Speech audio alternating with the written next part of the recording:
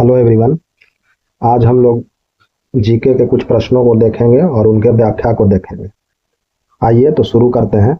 हम लोगों का पहला प्रश्न है, किस भारतीय क्रांतिकारी द्वारा लंदन जाकर 13 मार्च 1940 ईस्वी को माइकल ओ डायर को गोली मारा गया था? Option A Subhash Chandra Bose, B D Savarkar, C Bhagat Singh, D Udham Singh. तो इसका सही जवाब है उधम सिंह। उधम सिंह द्वारा लंदन जाकर 1940 ईस्वी में, उधम सिंह एक भारतीय क्रांतिकारी थे जो पंजाब से बिलोंग करते थे। उधम सिंह ने 1940 ईस्वी में जनरल ओडायर को जाके लंदन में गोली मारा था। तो सवाल ये उठता है कि आखिर इन्होंने गोली क्यों मारा, जनरल ओडायर की हत्या उधम सिंह द्वारा क्यों की गई थी। तो आइए इसके कुछ ऐतिहासिक पृष्ठभूमि को देखते हैं कि ऐसा क्या कारण था, क्या हुआ था कि उधम सिंह द्वारा लंदन जाकर, पंजाब से लंदन जाकर ओ डायर को गोली मारी गई। तो बात 13 अप्रैल 1919 ईस्वी की है। 13 अप्रैल 1919 ईस्वी को पंजाब के अमृतसर में जलियांवाला बाग नाम का एक मैदान है। जलियांवाला बाग नाम का एक मैदान है। उस मैदान में बैसाखी पर्व के उपलक्ष्य में, और एक और कारण था, डॉक्टर सैफुद्दीन किचलू और डॉक्टर सत्यपाल की गिरफ्तारी के विरोध में 8 अप्रैल 1919 ईस्वी को दोनों को गिरफ्तार कर लिया गया था, जो पंजाब के नेता थे। इनका नाम था, दोनों नेता की जिनकी गिरफ्तारी हुई थी, डॉक्टर सैफुद्दीन किचलू और डॉक्टर सत्यपाल। इनकी गिरफ्तारी 8 अप्रैल 1919 ईस्वी को होती है। इसके विरोध में जलियांवाला बाग में शांतिपूर्ण प्रदर्शन रखा गया था। शांतिपूर्ण प्रदर्शन के दिन बैसाखी पर्व भी था। तो बहुत लोग ऐसे थे कि आसपास के इलाके से बैसाखी में घूमने आए थे। बैसाखी पंजाब के फसल कटाई का पर्व होता है। जब फसल वहाँ अच्छे ढंग से हो जाती है और उसका कटाई होता है तो उसी उपलक्ष्य में वहाँ बैसाखी पर्व मनाया जाता है। तो ये फसल कटाई से संबंधित पर्व है। इस खुशी में बहुत सारे लोग अमृतसर भी आए थे। उन्हें पता भी नहीं था कि यहाँ शांतिपूर्ण प्रदर्शन हो रहा है और ये प्रदर्शन डॉक्टर सैफुद्दीन किचलू और डॉक्टर सत्यपाल की गिरफ्तारी के विरोध में हो रहा है। जब ये शांतिपूर्ण प्रदर्शन अमृतसर के जलियांवाला बाग में हो रहा होता है और इस बात की खबर जनरल ओडायर नाम के ब्रिटिश अधिकारी को लग जाता है। इस बात की भनक ब्रिटिश अधिकारी तक पहुंच जाता है। ब्रिटिश अधिकारी 90 सिपाही को लेकर शाम में 4:30 बजे, शाम को 4:30 में 90 सिपाही को लेकर ब्रिटिश अधिकारी जलियांवाला बाग पहुंचता है। जलियांवाला बाग आज भी अगर आप जाएंगे तो चारों तरफ से 4 दीवारी किया हुआ है, और उस समय भी था, 13 अप्रैल 1919 ईस्वी को भी चारों तरफ से 4 दीवारी किया हुआ था, बाउंड्री किया हुआ था, और बीच में एक कुआं है। इसका एक छोटा सा द्वार है जिसके द्वारा बाग में जाया जा सकता है, और उससे आने और जाने का एक ही रास्ता था और कोई रास्ता था नहीं। तो ब्रिटिश अधिकारी इसे बगावत मानते हैं। वो शांतिपूर्ण मार्च न मान के, जो ओ डायर है, रेजिनाल्ड डायर, इनका पूरा नाम है रेजिनाल्ड डायर, तो ये इस शांतिपूर्ण प्रदर्शन को विरोध, बगावत मानते हैं, और जो संकीर्ण दरवाजा था जलियांवाला बाग को, उसे पूरी तरह से घेर लेते हैं, न किसी को अंदर जाने देते हैं और न आने देते हैं। और 10 मिनट तक 1650 राउंड फायरिंग, 10 मिनट तक 1650 राउंड गोली चलाने का आदेश उनके द्वारा दिया जाता है, जिसमें 379 लोग, 379 लोग, ये सरकारी आंकड़ा था, अंग्रेजों के द्वारा दिया गया था कि 379 लोगों की मृत्यु हो जाती है और 1200 से अधिक लोग घायल हो जाते हैं। ये आंकड़ा ब्रिटिशर्स द्वारा दिया गया था, अंग्रेजों द्वारा दिया गया था। इस घटना की निंदा पूरे देश और दुनिया में होती है, और क्रांति की आग और अधिक न भर के इसके लिए अंग्रेज, मानिए तो एक दिखावे की कमेटी का गठन कर देती है, जिसका नाम है हंटर कमेटी। यानी जलियांवाला बाग हत्याकांड की जांच के लिए अंग्रेजों की तरफ से एक कमेटी का गठन किया जाता है, जिसका नाम है हंटर कमेटी। वहीं भारत में जो कांग्रेस थी, इसके तरफ से मदन मोहन मालवीय कमेटी का गठन किया जाता है। हंटर कमेटी के रिपोर्ट के अनुसार 379 लोग मारे गए, 379, और 1200 से अधिक लोग मारे गए।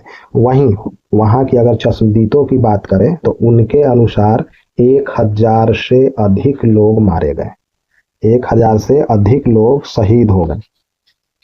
और गोली चलाते वक्त किन्हीं को नहीं बख्शा गया, वो बूढ़े हो, बच्चे हो, महिला हो, सब पे गोली चलाया गया। और बीच में जो कुआं था, बहुत लोग ऐसे हैं जो गोलियों से बचने के लिए उस कुएं में कूद जाते हैं, और 120 शव को कुएं से निकाला जाता है, यानी 120 लोग कुएं में डूब के मर गए। इतना ये क्रूर दमन था। तो अंग्रेजों की तरफ से जलियांवाला बाग हत्या परीक्षा में अक्सर पूछा जाता है कि गोली किनके द्वारा चलवाया गया था, तो उनका नाम है रेजिनाल्ड डायर। सरकारी आंकड़ा के अनुसार 379 लोगों की हत्या की गई थी। जलियांवाला बाग हत्याकांड की जांच के लिए अंग्रेजों की तरफ से हंटर कमेटी का गठन किया गया था, हंटर आयोग, हंटर कमेटी। कांग्रेस की तरफ से मदन मोहन मालवीय कमेटी का गठन किया गया था। कांग्रेस की तरफ से, ध्यान रखेंगे, मदन मोहन मालवीय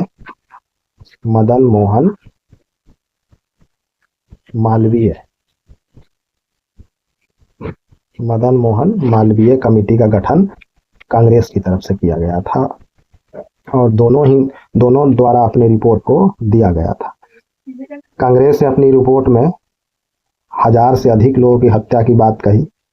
वहीं इसके विरोध में गांधी जी ने कैसर हिंद की उपाधि त्याग दी और सभ्यता पर सबसे बड़ा कलंक बताया। जलियांवाला बाग हत्याकांड के विरोध में महात्मा गांधी द्वारा कैसर हिंद की उपाधि त्याग दी गई, लौटा दी गई और सभ्यता पर कलंक बताया गया। वहीं रविन्द्रनाथ टैगोर द्वारा नाइटहुड की उपाधि लौटा दी गई थी। तो जो 1000 से अधिक लोग मारे गए चश्मदीदों के अनुसार, उनमें उधम सिंह का भी परिवार शामिल था। दोबारा हम प्रश्न की ओर लौटते हैं। यहाँ प्रश्न में है, जैसा कि आप देख रहे हैं, किस भारतीय क्रांतिकारी द्वारा लंदन जाकर 13 मार्च 1940 ईस्वी को माइकल ओडायर को गोली मारा गया था? तो इसका मैंने उत्तर बताया आपको कि इसका उत्तर होगा उधम सिंह। तो उधम सिंह के परिवार के सदस्य शामिल थे और उनकी भी हत्या हो गई थी। तो जब वह लंदन जाकर डायर को गोली मारे और वहां उन्होंने बदला नहीं, इसे न्याय बताया। तो बढ़ते हैं अब अगले प्रश्न की तरफ। अगला प्रश्न है, एक गाड़ी का वेग बढ़ रहा है तो उसका त्वरण होगा। मैं आपको बता दूं, यह 9th क्लास के फिजिक्स का प्रश्न है। जब किसी भी वस्तु का वेग बढ़ रहा है तो उसका वेग बढ़ने पर त्वरण हमेशा धनात्मक होगा। कभी भी वेग बढ़ता है किसी भी वस्तु का तो त्वरण धनात्मक होता है, वेग घटता है तो त्वरण ऋणात्मक होता है। त्वरण धनात्मक होगा और अगर वेग घटता है तो त्वरण ऋणात्मक होगा। अब बात करते हैं त्वरण के दिशा की। किसी भी वस्तु का वेग अगर बढ़ता है तो त्वरण की दिशा वस्तु की गति के दिशा में होता है। वस्तु के वेग के जिस तरह वस्तु जा रही है, त्वरण की दिशा भी वही होता है।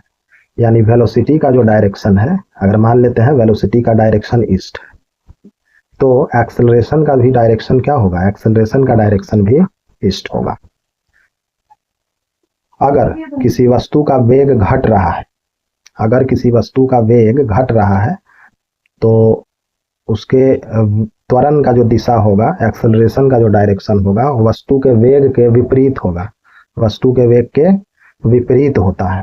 और जैसा कि हम लोग जानते हैं, फिर भी इसे देख लेते हैं, त्वरण का जो एसआई मात्रक है मीटर पर सेकंड स्क्वायर है, अक्सर परीक्षा में पूछा जाता है। और त्वरण की परिभाषा है rate of change of velocity. वेग में परिवर्तन के दर को त्वरण कहते हैं। Rate of change of velocity, वेग में परिवर्तन के दर को त्वरण कहते हैं। आइए हम लोग अगले प्रश्न की ओर बढ़ते हैं। अगला प्रश्न है, किडनी के रचनात्मक और क्रियात्मक इकाई को क्या कहते हैं? Working unit of kidney. Kidney के रचनात्मक और क्रियात्मक इकाई को क्या कहते हैं? तो किडनी के रचनात्मक और क्रियात्मक इकाई को हम लोग नेफ्रॉन कहते हैं। आप जहां आपको ध्यान भी होगा, नेफ्रॉन में बोमेंस होता है, कैप्सूल होता है। ये ध्यान होगा। और पतली पतली नलिका होती है किडनी में, ये हमारे खून में जो गंदगी उपस्थित होता है उसे फिल्टर करके यूरिन में मिला देता है। किडनी का बहुत ही इंपॉर्टेंट रोल है शरीर के गंदगी को छान कर खून में मिलाना, और शरीर के गंदगी यानी खून में जो उपस्थित है गंदगी उसको फिल्टर करके यूरिन में मिला देना, और वो गंदगी यूरिन के द्वारा बाहर निकल जाता है। उसमें अमोनिया और नाइट्रोजन का भी स्थान है। तो हाँ, एक किडनी में नेफ्रॉन की संख्या कितनी होती है? तो मैं आपको बता दूं, लगभग 10 लाख नेफ्रॉन एक किडनी में होता है। एक किडनी में लगभग पतली पतली नालिका जिसे नेफ्रॉन कहते हैं 10 लाख होता है, यानी दोनों किडनी में 20 लाख नेफ्रॉन, लगभग 20 लाख के आसपास नेफ्रॉन होता है। आइए, एक्सॉन यहाँ जो ऑप्शन में है, एक्सॉन न्यूरॉन्स में होता है, तंत्रिका कोशिका में होता है, डेंड्रॉइड्स भी उसी में होता है, और मेम्ब्रेन सेल में होता है, कोशिका में होता है। आइए हम अगले प्रश्न की ओर बढ़ते हैं। विश्व शांति सूचकांक 2025 में भारत ने कौन सा स्थान प्राप्त किया है? इसका सही उत्तर आप जरूर बताएं। इसका 116, ए उत्तर में है 116वां, बी में है 117वां, सी में है 115वां, डी में है 118वां। तो इसका जो सही उत्तर होने वाला है वो है 115वां। कुछ और सूचकांक की हम लोग बात कर लेते हैं। विश्व शांति सूचकांक में भारत का स्थान 115वां है। हाँ, और ये स्थान टोटल 163 देशों में है। 163 देशों में भारत ने 115वां स्थान प्राप्त किया है। और प्रथम स्थान की बात करें विश्व शांति सूचकांक में, पहले स्थान पर आइसलैंड है, दूसरे स्थान पर आयरलैंड है। कुछ और रैंकिंग की हम लोग बात कर लेते हैं, कुछ और सूचकांक की बात करते हैं। स्वच्छ सर्वेक्षण 2024-25 में सबसे स्वच्छ शहर की उपाधि प्राप्त करने वाला शहर इंदौर है, और ये इंदौर को 8वीं बार ये उपाधि मिला है। भारत का सबसे स्वच्छ शहर इंदौर है। दूसरा सबसे स्वच्छ शहर इंदौर एमपी में है, मध्य प्रदेश में है इंदौर। ये 8वीं बार, लगातार 8वीं बार इसे भारत का सबसे स्वच्छ शहर का दर्जा मिला है, यानी सबसे साफ सुथरा शहर भारत का वो इंदौर है। दूसरे स्थान पर भारत का सबसे स्वच्छ शहर सूरत है, जो गुजरात में है। तीसरा स्थान नवी मुंबई का है, जो महाराष्ट्र में है। आइए हम लोग अगले प्रश्न की ओर बढ़ते हैं। तो आप देख लिए कि इंदौर का स्थान, इंदौर जो है सबसे स्वच्छ शहर में इंदौर प्रथम स्थान पर है आपका, और 8वीं बार यह लगातार सबसे स्वच्छ शहर का खिताब जीता है। दूसरा स्थान जैसा कि मैंने बताया सूरत है, गुजरात का ये शहर है। और तीसरा स्थान आपका नवी मुंबई है, नवी मुंबई। आइए अगले प्रश्न की ओर बढ़ते हैं। अगला प्रश्न है 1920 ईस्वी के भारतीय राष्ट्रीय कांग्रेस के नागपुर अधिवेशन के अध्यक्ष कौन थे? तो 1920 ईस्वी के भारतीय राष्ट्रीय कांग्रेस के नागपुर अधिवेशन के अध्यक्ष, इसमें 4 ऑप्शन। महात्मा गांधी पहला है ऑप्शन, महात्मा गांधी, दूसरा पंडित जवाहरलाल नेहरू, तीसरा सुभाष चंद्र बोस, और डी जो है अंतिम वो विजया राघवाचारी। तो इसका सही उत्तर है डी, विजय राघवाचारी। अगर कांग्रेस की बात करें तो इसकी स्थापना 28 दिसंबर 1885 ईस्वी को बंबई में की गई थी, और इसका प्रथम अधिवेशन भी वहीं हुआ था। प्रथम अधिवेशन कांग्रेस, भारतीय राष्ट्रीय कांग्रेस के प्रथम अधिवेशन के अध्यक्ष थे WC बनर्जी। इनका पूरा नाम है व्योमेश चंद्र बनर्जी, और भारतीय राष्ट्रीय कांग्रेस का पिता एओ हुम को कहा जाता है। एओ हुम जो एक अंग्रेज थे, इन्हीं के प्रयासों से भारतीय राष्ट्रीय कांग्रेस की स्थापना की गई थी। और इसका जो प्रथम अधिवेशन नागपुर में होना था, भारतीय राष्ट्रीय कांग्रेस का प्रथम अधिवेशन नागपुर में होना था, लेकिन वहां प्लेग फैल गया था, तो यह अधिवेशन बंबई में हुआ था। बंबई के उस विश्वविद्यालय का नाम है गोकुल दास तेजपाल संस्कृत विश्वविद्यालय, जहां पे कांग्रेस का पहला अधिवेशन हुआ था। अगर हम कांग्रेस की अधिवेशन की बात करें तो कुछ अधिवेशन बिहार में भी हुए हैं कांग्रेस के, इनको हम लोग देख लेते हैं। बिहार में कांग्रेस के 4 अधिवेशन हुए हैं। ऐसे आपको प्रायः 3 मिलेगा, क्योंकि एक अधिवेशन झारखंड में हुआ था, और तब झारखंड बिहार का ही हिस्सा था। इसीलिए हम लोग कहेंगे बिहार में, अविभाजित बिहार में कांग्रेस के 4 अधिवेशन हुए, और केवल बिहार में विभाजित बिहार में कांग्रेस के 3 अधिवेशन हुए। 15 नवंबर 2000 को झारखंड एक नया राज्य के रूप में बन गया था। तो आइए हम लोग 4 जो बिहार में अधिवेशन है, मैं तब की बात कर रहा हूँ जब बिहार विभाजित नहीं हुआ था।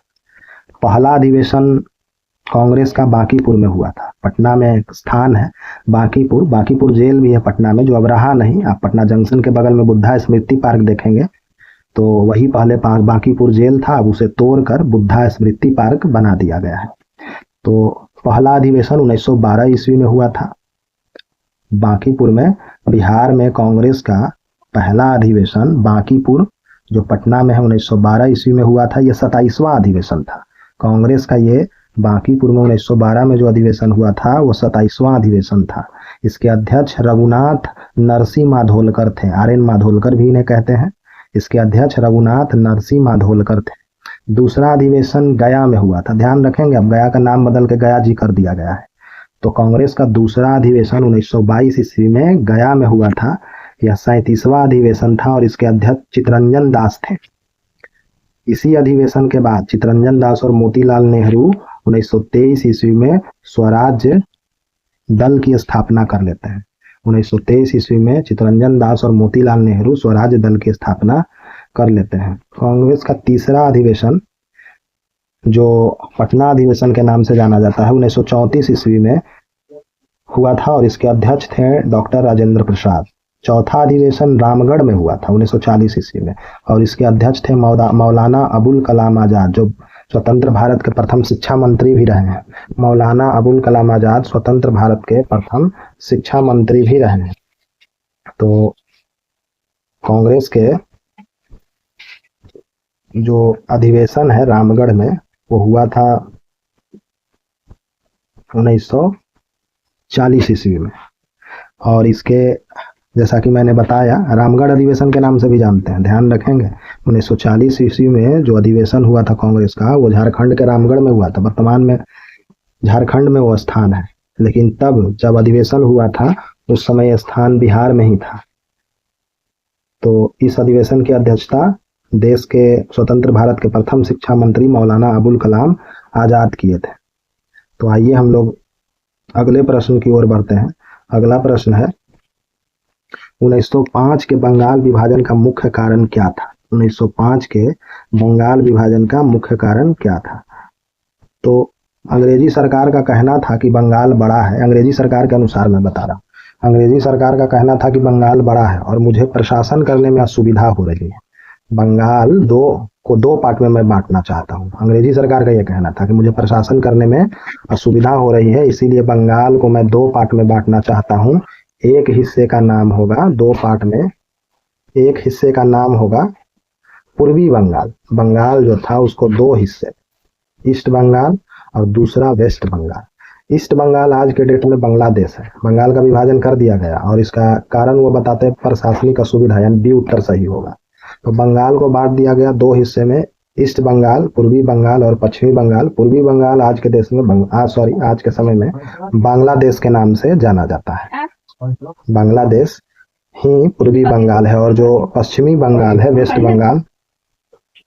बंगाल है, तो वो हमारा अभी वो पश्चिम बंगाल है जो हमारे पास है, भारत का हिस्सा है वो। आइए अगर बंगाल विभाजन की हम बात करते हैं, बंगाल विभाजन की, तो इसको समझते हैं। बंगाल विभाजन की घोषणा 19 जुलाई 1905 ईस्वी को हुई थी और औपचारिक रूप से बंगाल विभाजन 16 अक्टूबर 1905 को कर दिया गया था। यानी 19 जुलाई 1905 को लॉर्ड कर्जन के द्वारा 19 जुलाई 1905 को बंगाल का विभाजन करने में जो वहाँ के अधिकारी थे उनका नाम है लॉर्ड कर्जन। लॉर्ड कर्जन द्वारा ही बंगाल को बांटा गया था। तो 19 जुलाई 1905 को एक घोषणा होती है बंगाल को 2 हिस्से में बांटने के लिए और 2 हिस्से में साजिश के तहत बांटा गया, लेकिन ऐसा उनके द्वारा खुल के बताया नहीं गया। पूर्वी बंगाल मुस्लिम बहुल इलाका था और पश्चिमी बंगाल में हिंदू आबादी अधिक था। तो 19 जुलाई 1905 को बंगाल विभाजन की घोषणा होती है और 16 अक्टूबर 1905 को बंगाल का विभाजन औपचारिक रूप से कर दिया जाता है। 7 अगस्त 1905 को बंगाल विभाजन के विरोध में असहयोग आंदोलन चलाया जाता है। 7 अगस्त 1905 ईस्वी को बंगाल विभाजन के विरोध में असहयोग आंदोलन शुरू किया जाता है। जब 16 अक्टूबर 1905 को बंगाल का विभाजन किया जाता है तो पूरे बंगाल में शोक दिवस मनाया जाता है और हिंदू मुस्लिम रविन्द्रनाथ टैगोर के आह्वान पे एक दूसरे को राखी बांधते हैं और भाई चारा के प्रतीक के तौर पे एक दूसरे को राखी बांधते हैं, आपस में गले मिलते हैं। और ये बंगाल विभाजन को 1911 ईस्वी में हार्डिंग द्वितीय द्वारा रद्द कर दिया जाता है। बंगाल विभाजन को 1911 ईस्वी में, ध्यान रखेंगे ये बहुत इंपॉर्टेंट प्रश्न है, 1911 ईस्वी में बंगाल विभाजन को हार्डिंग द्वारा रद्द कर दिया जाता है और राजधानी को कलकत्ता से दिल्ली में स्थानांतरित कर दिया जाता है। 2 कार्य यहाँ होता है। 1911 ईस्वी में बंगाल विभाजन को तब वायसराय लॉर्ड हार्डिंग थे, उनके द्वारा बंगाल विभाजन को रद्द कर दिया जाता है और राजधानी जो कलकत्ता था उसको दिल्ली में स्थानांतरित कर दिया जाता है। तो आइए हम लोग अगले प्रश्न की ओर बढ़ते हैं।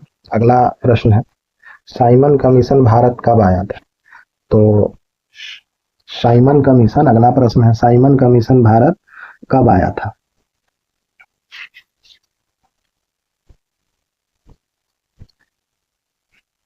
इसका सही उत्तर है, साइमन कमीशन भारत 3 फरवरी 1928 ईस्वी को आया था। डी उत्तर सही है। साइमन कमीशन भारत कब आया? आइए इसे विस्तार से समझते हैं।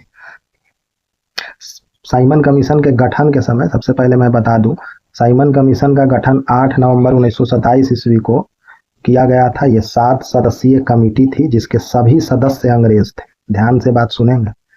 साइमन कमीशन का गठन 8 नवंबर 1927 ईस्वी को की गई थी और इसके सभी सदस्य, 7 सदस्यीय कमेटी था ये, इसके सभी सदस्य अंग्रेज थे और इस कमेटी का गठन किया गया था जब वायसराय इरविन थे। ध्यान रखेंगे, साइमन कमीशन का गठन इरविन के समय किया गया था और इसका गठन का तारीख है 8 नवंबर 1927।